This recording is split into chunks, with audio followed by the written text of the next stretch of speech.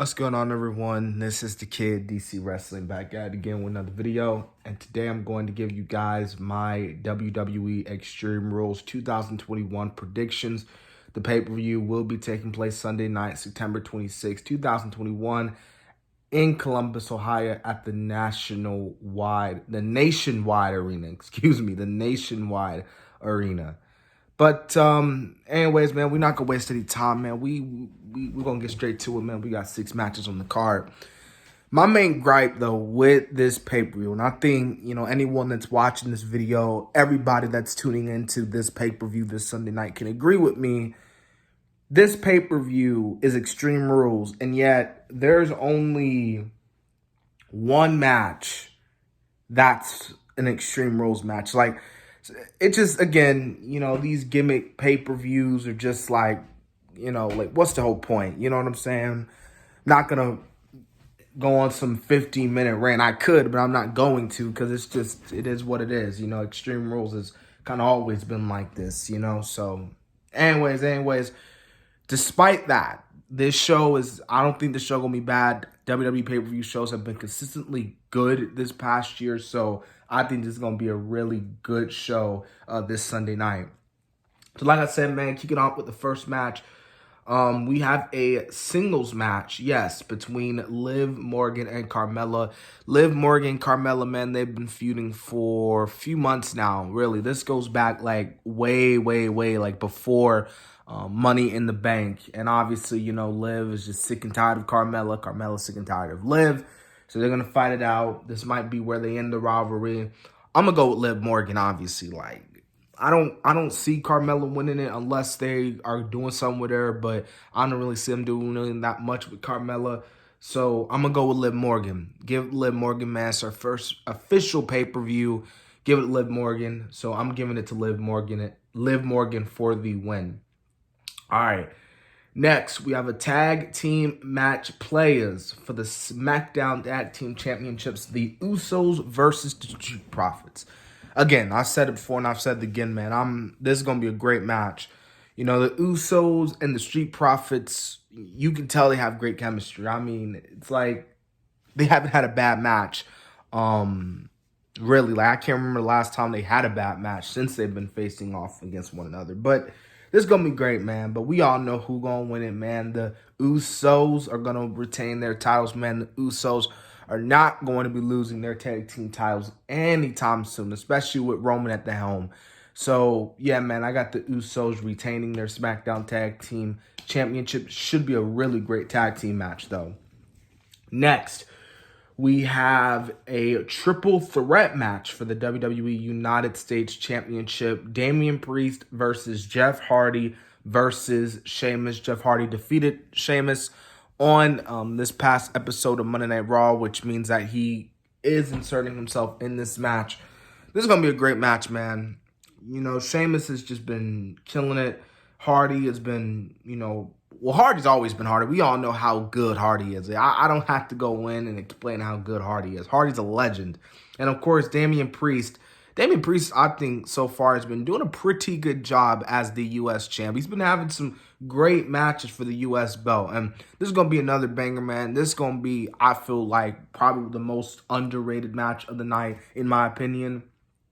But in the end, man, Damian Priest will win. Damian Priest will retain his WWE United States Championship. Come on, like, Damian Priest just won the title. Come on, like, this is like his second title defense. He shouldn't be losing it anytime soon, man. I would keep that title on Damian Priest for maybe, I would say, a few months now. So, yeah.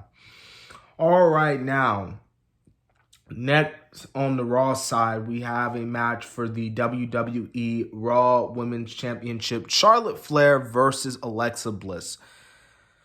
So far, the build has been, yeah, it's just been like that.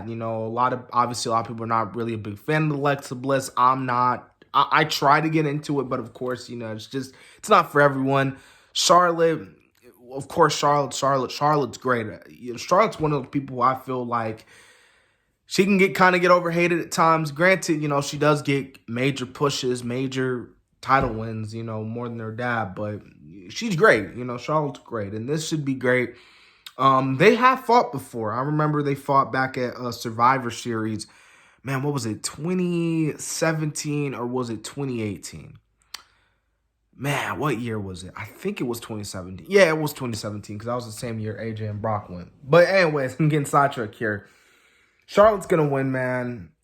I don't really see Alexa Bliss winning the Raw Women's title. I don't really see it. Unless maybe she goes back to the original Alexa Bliss. I don't know, maybe.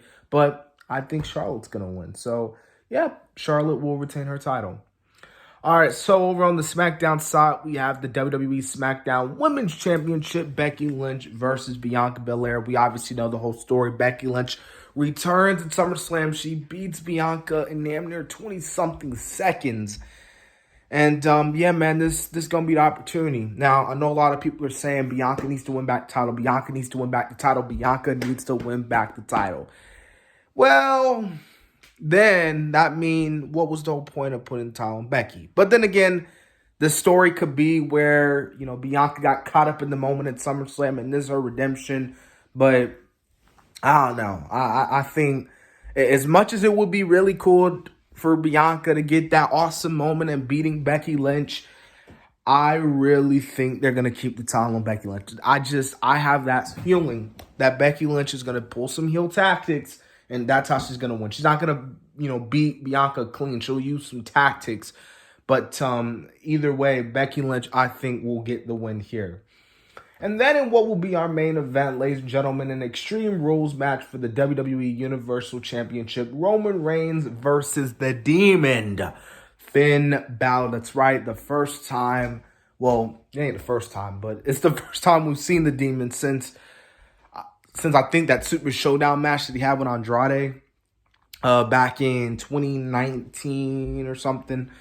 You know, but anyways, it's been a long time since we've seen the Demon. And I know a lot of people are going to be like, oh, you know, Balor is going to beat Roman. But the sad thing about this match is it's kind of predictable. I mean, they just announced that Roman and Brock is crown jewel. Like, that's set. You know, like, you look at this match and it's really predictable. I mean, it's going to be a great match, don't get me wrong. A great Extreme Rules match. But, I mean, we all know who's going to win. You know, there's no, unless WWE decides to pull a unpredictability and decide to have Finn Balor go over Reigns and do Balor versus Brock, which we already saw how that went. And, you know, so I don't know. I think Reigns is going to win, obviously. I think everyone can agree with Reigns is going to retain the title. Reigns should not be losing that Universal title anytime soon. I've said it before and I said it again. And, yeah, I just don't see WWE doing that shocked factor, you know, by having Balor go over Reigns. So, yeah. So, again, man, that was my WWE Extreme Rules predictions. Like I said, man, you know, this show, again, I mean, it has really nothing to do with Extreme Rules. It doesn't. But I will admit that this show, I still think will be good, regardless of the fact that you don't have that you only have one freaking Extreme Rules match. So that's the video, man. I hope you guys enjoyed the video. Remember to subscribe for the channel. This has been the Kid, DC Wrestling. And so, yeah.